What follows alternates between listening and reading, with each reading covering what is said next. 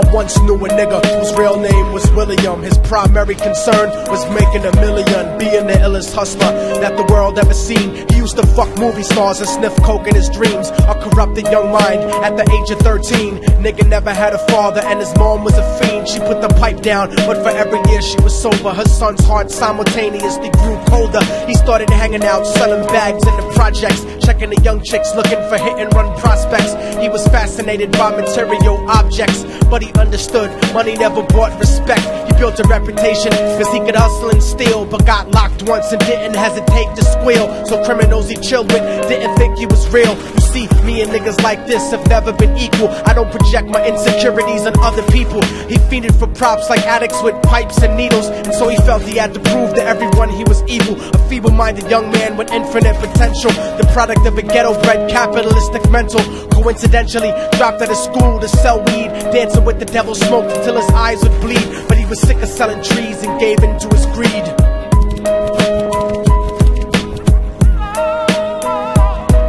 Everyone trying to be trife never faced the consequences. You probably only did a month for minor offenses. Ask a nigga doing life if he had another chance. But then again, there's always the wicked that knew in advance. Dance forever with the devil on a cold cell block. But that's what happens when you rape, murder, and sell rock. Devils used to be gods, angels that fell from the top. There's no diversity because we're burning in the melting pot.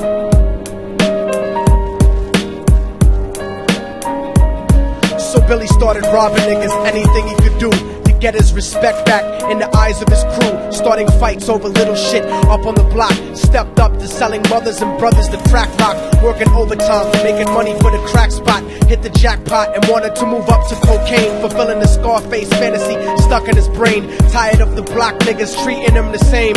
He wanted to be major like the cutthroats and the thugs. But when he tried to step to him, niggas showed him no love. They told him any motherfucking coward can sell drugs. Any bitch nigga with a gun can bust slugs. Any nigga with a red shirt can front like a blood.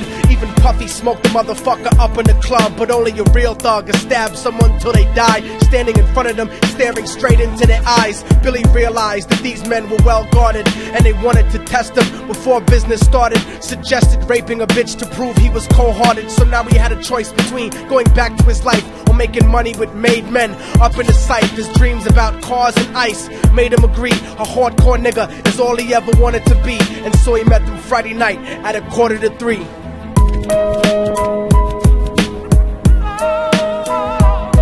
Everyone trying to be trife never faced the consequences. You probably only did a month for minor offenses. Ask a nigga doing life if he had another chance. But then again, there's always the wicked that knew in advance. Dance forever with the devil on a cold cell block. But that's what happens when you rape, murder, and sell rock. Devils used to be gods, angels that fell from the top. There's no diversity because we're burning in the melting pot.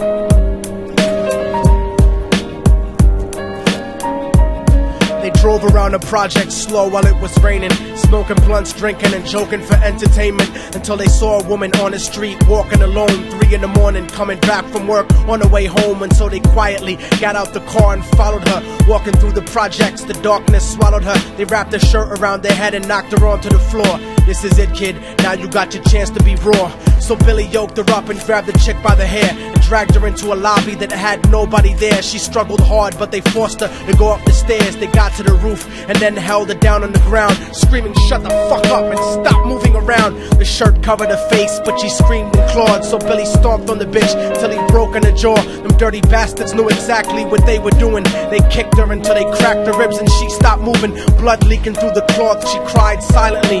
And then they all proceeded to rape her violently. Billy was made to go first, but each of them took a turn, ripping her up and choking her until her throat burned. Her broken jaw mumbled for God, but they weren't concerned. When they were done and she was lying bloody, broken and bruised, one of them niggas pulled out a brand new 22. They told him that she was a witness for what she'd gone through, and if he killed her, he was guaranteed a spot in the crew. He thought about it for a minute, she was practically dead, and so he leaned over and put the gun right to her head.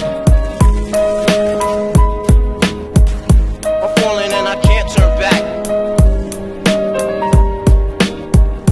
I'm falling and I can't turn back. Right before he pulled the trigger and ended her life, he thought about the cocaine with the platinum and ice, and he felt strong standing along with his new brothers. Cocked the gat to her head and pulled back the shirt cover, but what he saw made him start to cringe and stutter, cause he was staring into the eyes of his own mother. She looked back at him and cried cause he had forsaken her. She cried more painfully, and when they were raping her, his whole world stopped. He couldn't even contemplate. His corruption had successfully changed his fate, and he remembered how his mom used to come home late, working hard for nothing, cause now what was he worth? He turned away from the woman that had once given him birth, and crying out to the sky cause he was lonely and scared, but only the devil responded cause God wasn't there. And right then he knew what it was to be empty and cold, and so he jumped off the roof and died with no soul. They say death takes you to a better place, but I doubt it. After that they killed his mother and never spoke about it. And listen, cause the story that I'm telling is true, cause I was there with Billy Jacobs and I raped his mom too. And now the devil follows me